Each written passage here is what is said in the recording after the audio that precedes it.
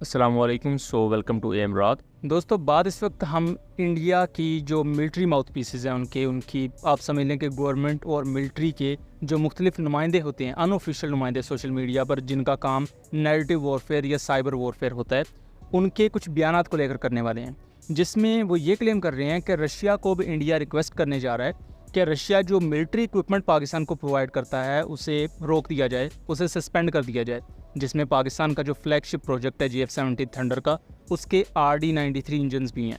अगर पाकिस्तान के लिए इंजन्स रुक जाते हैं तो ये पाकिस्तान की एविएशन इंडस्ट्री के लिए बहुत बुरा होगा। लेकिन इसके साथ साथ इन लोगों ने यानी कि इंडियंस ने रशिया के खिलाफ एक प्रॉपर कैंपेन चला दी है, जिसमें रशिया को बेशर्म कहा जा रहा है और रशिया के खिलाफ बहुत ही ज़्यादा नाजेबा ज़ुबान इस्तेमाल की जा रही है। ये पूरा वाक़या है क्या, इसको डिटेल से डिस्कस करते हैं। दोस्तों, इस पूरे वाक़े पर हमने रिसेंटली अपने सेकंड चैनल कॉन्फ्लिक्ट कार्ड रात पर वीडियो बनाई हुई है, जिसमें हमने डिटेल से बताया कि किस तरह आजकल जो इंडियन मीडिया हैंडल्स हैं वो हुकूमती सरपरस्ती की बुनियाद पर इस तरह के आर्टिकल छाप रहे हैं कि जहां चाइना, आज़रबाईजान, तुर्किया और बहुत से दूसरे कंट्रीज़ ने पाकिस्तान की मौक़िफ़ की तायीद की, बल्कि इन 3 कंट्रीज़ ने तो खुल के पाकिस्तान की सपोर्ट की कि हम हर लिहाज से पाकिस्तान के साथ खड़े हैं। और मुस्लिम कंट्रीज़ में भी जो उनका सोशल मीडिया था, उनकी आवाम थी, उन्होंने पाकिस्तान की विक्ट्री पर जश्न मनाया। उसके विजुअल्स तक भी आपको सोशल मीडिया पर मिल जाएंगे। इस पूरे वाक़े में इंडिया के साथ कोई नहीं खड़ा हुआ, यहाँ तक कि जिन पर इंडिया को बड़ी उम्मीद थी, यानी कि रशिया ने भी यही बात कही कि पहलगाम अटैक का इंडिया पाकिस्तान पर बिला वजह इल्ज़ाम ना लगाए, अगर लगाना भी है तो उसके सबूत पेश करे कि पाकिस्तान अगर इसके पीछे था या नहीं। और रशिया ने कोई खुल के इंडिया की सपोर्ट नहीं की, बल्कि जब पाकिस्तान में रिसेंटली ये खुजदार में स्कूल वैन पर BLA ने अटैक किया, जिसको इंडिया सपोर्ट करता है, तो रशिया ने पाकिस्तान की सपोर्ट की। उस पर अब इंडिया बहुत ज़्यादा गुस्सा है। इसी को लेकर आप इंडिया के ये आर्टिकल्स देखें। इंडिया के NDTV के बड़े मशहूर एंकर पर्सन शिव अरोर, वो किस किस्म की लैंग्वेज यूज़ कर रहे हैं रशिया के बारे में, उनका यूरेशियन टाइम किस किस्म की लैंग्वेज यूज़ कर रहा है। रशिया के खिलाफ भी इंडिया ने आजकल अपनी तोपों के दहाने खोले हुए हैं। और उससे बड़ी आयरनी या मुनाफकत ये है कि एक तरफ रशिया को इंडिया बुरा भला कह रहा है, दूसरी तरफ इंडिया के ओसेंट अकाउंट से ये क्लेम कर रहे हैं कि इंडिया रशिया को रिक्वेस्ट करेगा कि वो GF-17 के इंजन देना पाकिस्तान को रोक दे। अब हम थोड़ा सा इसकी तरफ आ जाते हैं कि GF-17 ने जो कामयाबी हासिल की है ऑपरेशन बनियानुल मरसूस में, ख़ास तौर पर जेटन-सी के साथ इनकी जो कॉम्बैट फ्लाइट्स थी इंडियन फाइटर जेट्स के खिलाफ, उसके साथ साथ S-400 की डिस्ट्रक्शन GF-17 ने की, और इनके कुछ की टारगेट्स थे जिनको GF-17 ने लॉक किया और बहुत अच्छा एक्सेप्शनल परफॉर्म किया।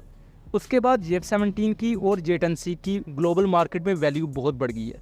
जेटन-सी में भी कई कंट्रीज़ इंटरेस्ट ले रही हैं। GF-17 के बारे में भी आज़रबाईजान ने जो पहले 16 एयरक्राफ्ट खरीदने थे, अब वो 40 या 42 एयरक्राफ्ट खरीद रहे हैं। इसके साथ साथ दूसरे बहुत सी कंट्रीज़ भी हैं जो ऑर्डर्स अब प्लेस करेंगी ब्लॉक 3 के लिए। इस पर हम सेपरेटली आने वाली वीडियोस में बात करेंगे। अभी हम ये RD-93 इंजन्स पर रहते हैं। इवन दो कि रूस का बहुत ही ज़्यादा टॉप लाइन का इक्विपमेंट पाकिस्तान ने तबाह किया है जो इंडिया इस्तेमाल कर रहा था, जिनमें इंडिया के Su-30M के आई थे, फिर MiG-29 थे, फिर S-400 था, उसका चीज़ बोर्ड रेडार था, और जो S-400 के 2 यूनिट्स डिस्ट्रॉय किए हैं वो हमारे GF-17 ने किए हैं। उसकी ये आप सैटेलाइट इमेजरी देखें, इसमें बिफोर द इम्पैक्ट हम देख सकते हैं कि 3 यूनिट्स S-400 के कैमोफ्लाज में खड़े हैं। इम्पैक्ट के बाद सिर्फ 1 यूनिट बच जाता है, बाकी 2 अपनी जगह से गायब हैं। अब इवन दो कि रशिया का काफ़ी ज़्यादा नुकसान हुआ है, लेकिन उसके साथ साथ रशिया का इनडायरेक्ट फ़ायदा इस तरह भी हुआ है कि GF-17 की मांग बढ़ गई है। GF-17 में RD-93 इंजन यूज़ होता है जो कि रशियन कंपनीज बनाती हैं। अब जब GF-17 की डिमांड बढ़ेगी तो रशिया की इन कंपनीज को इनडायरेक्टली काफ़ी फ़ायदा होगा। तो इंडिया की ये जो डिमांड या एक ख्वाहिश है कि वो रशिया को कहेंगे तो रशिया RD-93 इंजन रोक देगा पाकिस्तान के लिए, ये रशिया कभी भी नहीं करेगा, क्योंकि इससे रशिया अपने पाँवों पर ही कुल्हाड़ी मारेगा। बल्कि अब तो रशिया खुशी खुशी RD-93 इंजन पाकिस्तान को देगा। पहली चीज़ तो ये, और दूसरी चीज़ ये है कि रशिया RD-93 इंजन की सप्लाई पाकिस्तान को बंद नहीं कर सकता। उसकी वजह ये है कि इसकी सोवरेन गारंटी चाइना ने दी है। क्योंकि इसमें हुआ कुछ यूँ कि जब RD-93 इंजन चूज़ किया गया GF-17 के लिए, तो ये इंजन चाइना रशिया से खरीदता है और फिर चाइना से Pakistan as a third party इनको ले लेता है।